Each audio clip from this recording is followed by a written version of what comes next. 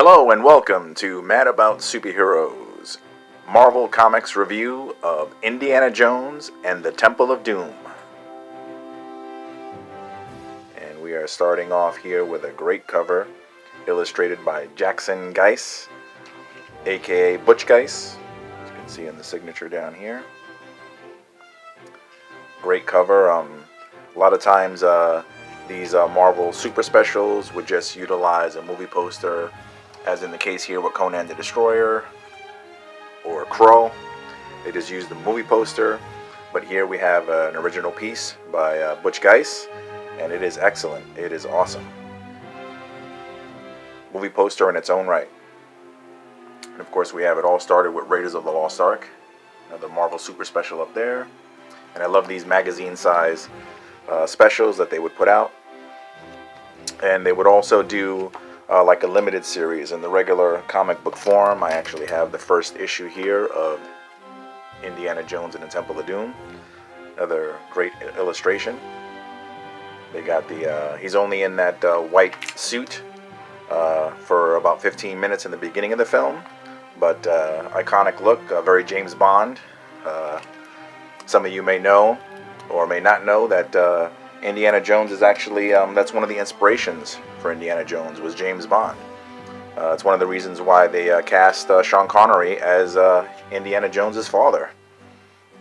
Because who else could be his dad except for James Bond, the inspiration, or one of the inspirations. Also, it was inspired by old film serials.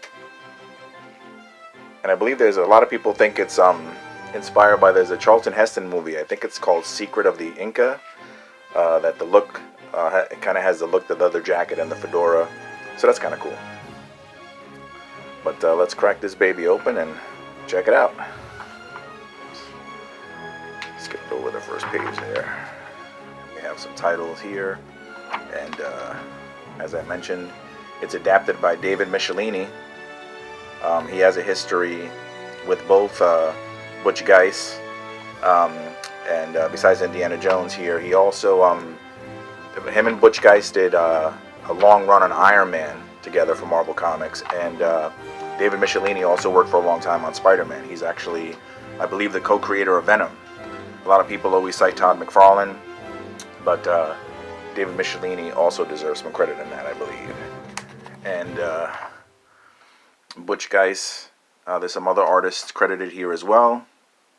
I'm not sure what the division of labor is, but I mostly know Butch Geiss's work. And here is another, like, this could have been the cover too. This is another great illustration here, this big splash page for the opening. I wonder if it was, one of the ideas for the cover, or maybe one of the limited series' cover, but that's really cool too. Awesome. I wonder, I can't decide now which one I like better. I mean, that one's more like the movie poster-ish. A lot of the promotion for the movie was used with Indiana Jones in that pose. But that one's really good too. Very cool.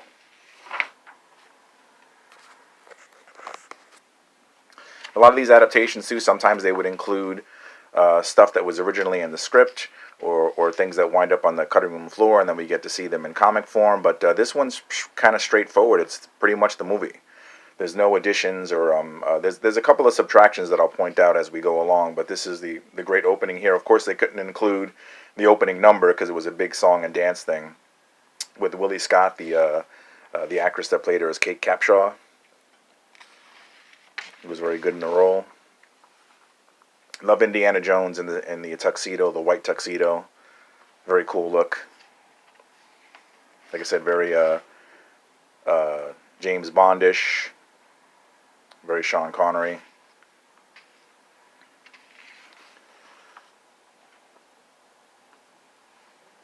Great action sequence, this opening. The movie, again, a lot like James Bond movies, they would have like an action sequence to open the film. Sometimes connected to the overall story, sometimes not. But always great action opening sequences. And Indiana Jones followed suit with that. And this, I have a nostalgic connection to this one because this was the first Indiana Jones movie that I saw in the theater. I had seen Raiders of the Lost Ark when they broadcast it on television. And so I missed out on seeing that one in the theater. But this came out around the time of my birthday, and my brother took me to see it in the theater. I have an older brother who would often, treat me to the movies, and he took me to see this. And I love this sequence here behind the huge. I don't know if that's I think it's. I don't remember exactly, but that is this huge metal circular thing, and they're running behind it. I love this scene in the movie. It's one of my favorite scenes. And then the great motion lines where he's jumping out the window, and just very well done, very well illustrated.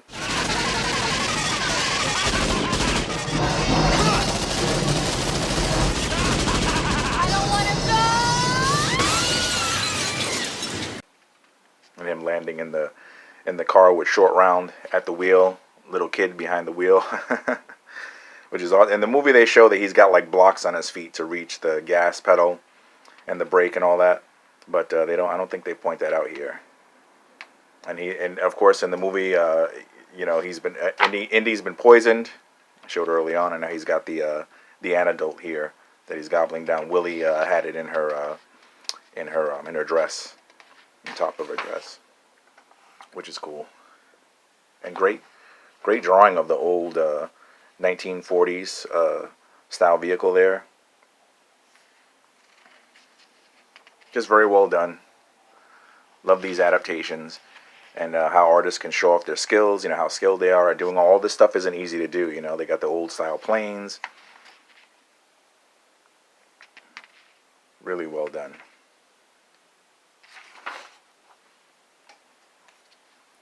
And now we got Indy in his in the look that everybody identifies him with, right? The leather jacket, the fedora, iconic.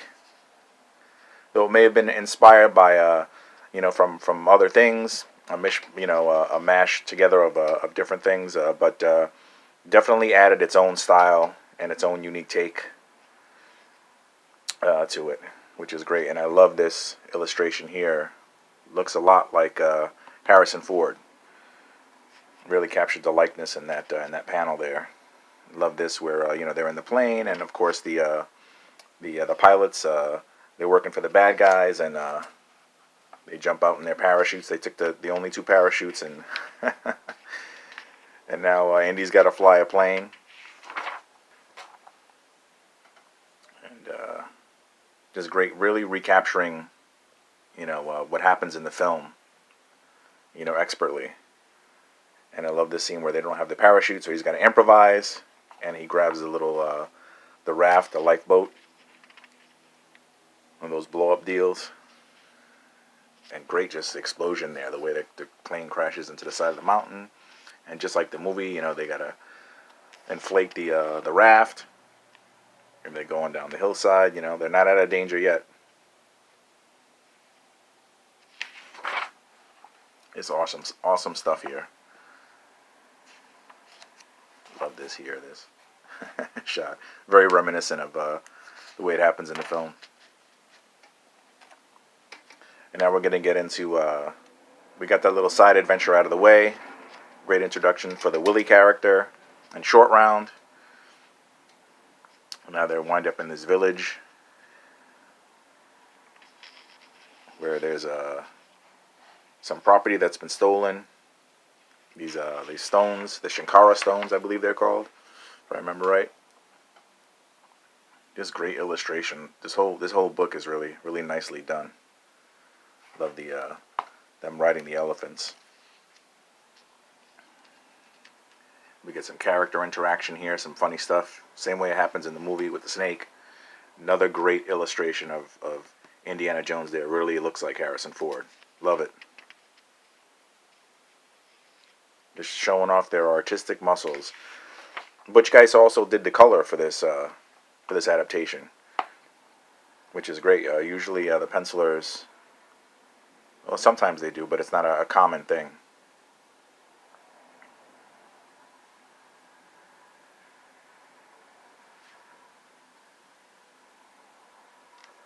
I don't know, actually, does that happen in the film? Does she punch him? I can't remember. They show him here, she's decking him. I've seen the movie like a million times. I own it on DVD. I used to have it on VHS too. But So if they did add some stuff, it's kind of subtle.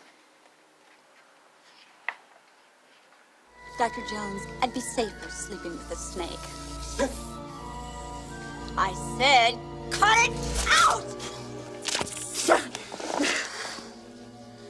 I hate that elephant.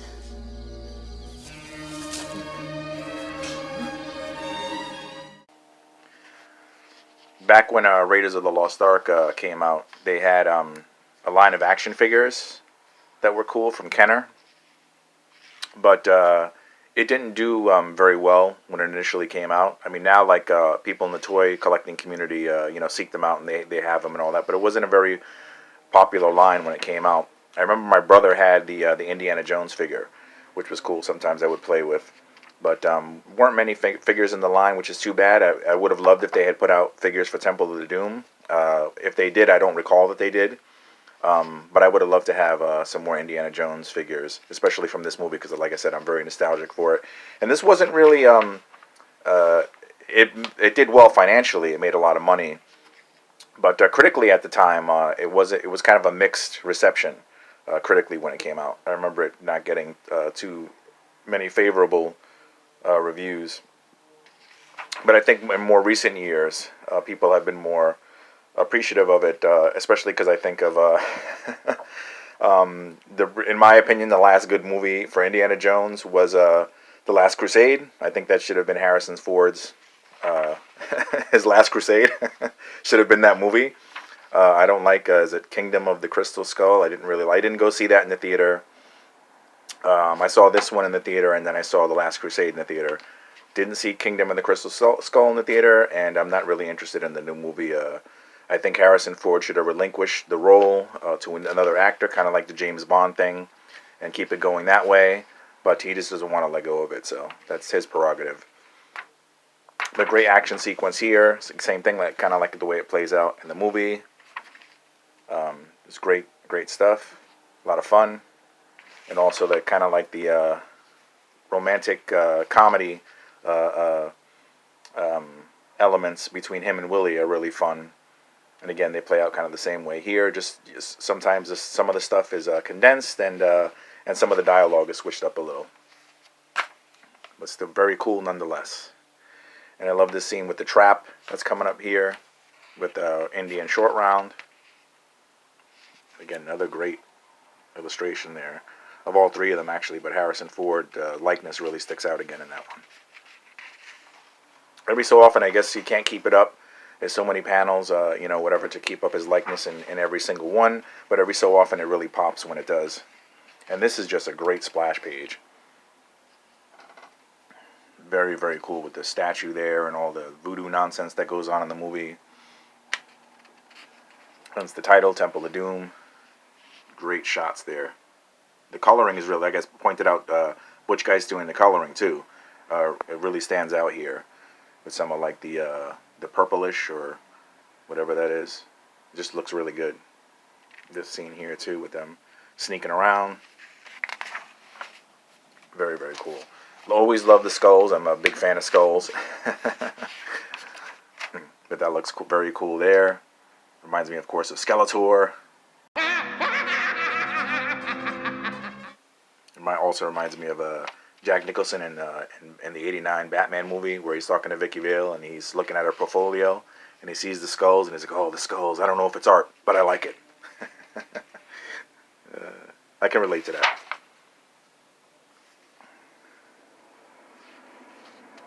Very cool action sequences happening here. I'm mentioning Indiana Jones being inspired by film serials. Another one that I really like a lot takes place in the same time period as The Rocketeer, which Disney also did a movie of that in the early '90s. They adapted it from a comic book and they adapted it into a film, but that was inspired by old film serials also. I think it was like something like Rocket Man or something like that, or Bullet Man, something like that. That Dave Stevens, the creator of The Rocketeer, was inspired by, also by Indiana Jones films. And that's something that he cited and pointed out when he was trying to pitch it to make it made into a film. People were like, "Oh, people don't want to watch a period piece." And he was like, "Well, what about Indiana Jones?" So, and I love this here. I would always like when they do like evil versions of characters, or the main character, the good guy, would be temporarily turned evil, or there'd be like an evil clone or something like that. And they kind of do this here with Indiana Jones, where they make him drink this stuff and whatever, like it's voodoo magic or whatever, and he gets kind of possessed or whatever, or taken over, and turns evil for a little bit. I always like that aspect in the film, like in Superman 3. The best aspect of that film is when Superman turns evil, and then he separates and has to fight himself. So I like that. Or back like in the '60s when they would do it with Captain Kirk on Star Trek. He did that a couple times.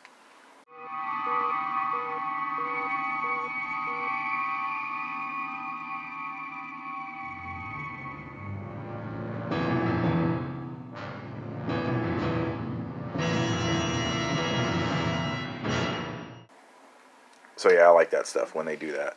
Very simple thing, but I like it. It pleases me.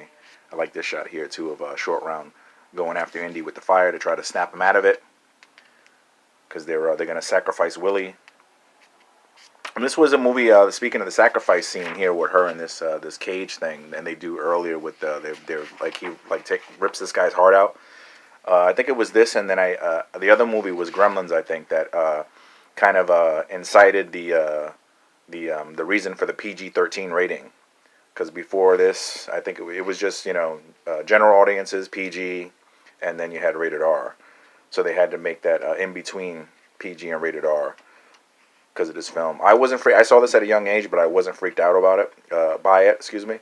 But I could see how some kids might be scared of it, especially these scenes here, and the whole sacrificial thing and all that, and some of the voodoo magic stuff, the darker elements of the film. But I like stuff like this when I was a kid. It didn't bother me. Again, love that big skull there behind Indy.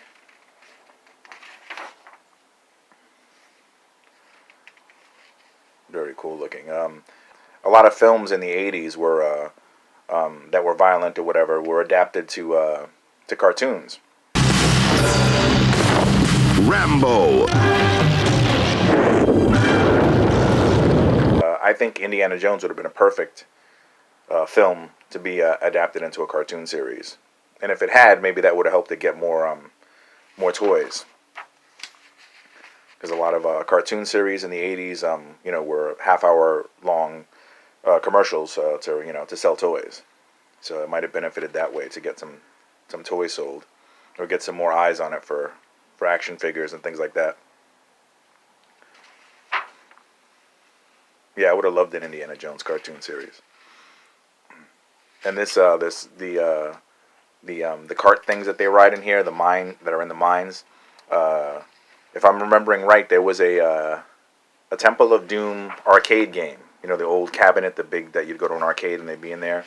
And there was a sequence in the game where you had to ride in these things. Going by memory, but I'm pretty sure that's pretty sharp in my mind. I remember playing that in the old arcades when I was a kid, and that was part of it. Very cool sequence. It's like I said, it's kind of condensed here. They have to do that, for time in these comics, but it's a little bit longer in the film. And kind of funny in the film, there's certain scenes where you can see the dummies inside the carts, and they're kind of just bouncing around. You can tell there's not real people in there, but again. It doesn't matter because the rest of the movie is so good. I like seeing little flaws like that because I've seen it so many times.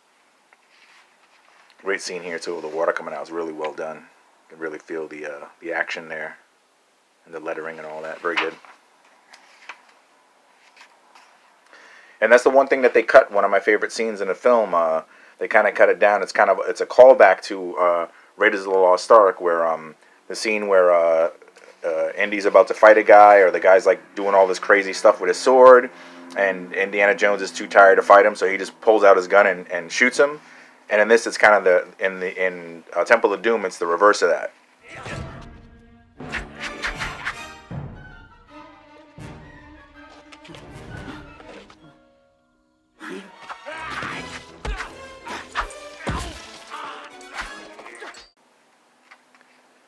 So they kind of cut one of my favorite scenes. Very funny, comedic. And this is the standout in the film. This was my favorite. I mentioned a lot of favorites, but this is number one. The scene where he cuts the rope on the bridge. I'm gonna do it a little different here, where he's just saying to Willie, he's not kidding. Grab hold tight. And in the movie, it's done differently. Much again, more comedic. Shorty, 巧气，拉出挣扎。 Hello, lady, we going for a ride. Oh my god! Oh my god! Oh my god! Oh my god! Is he nuts? You know nuts. He's crazy. Molaram, prepare to meet Kali in hell. The great really capturing it here with the bridge breaking in half and then falling. And again, some of the action is condensed, but they're still getting across what happened in the film. They're fighting here while the remains of the bridge is kind of hanging off the side of the cliff. Great stuff. Cover your heart, Indy. That's a great shot there too. He's recovered the stone, the Shankara stones. He's gonna return it to its rightful owners.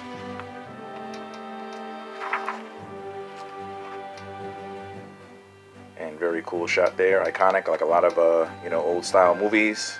You get the kiss at the end. Either it was the lovers' embrace at the end of the film, or it was riding off into the sunset. So that's very cool. A little shot there of them in the airplane. More credits. And love this. They did this. It's got the colors a little bit different, but the same splash page from the inside.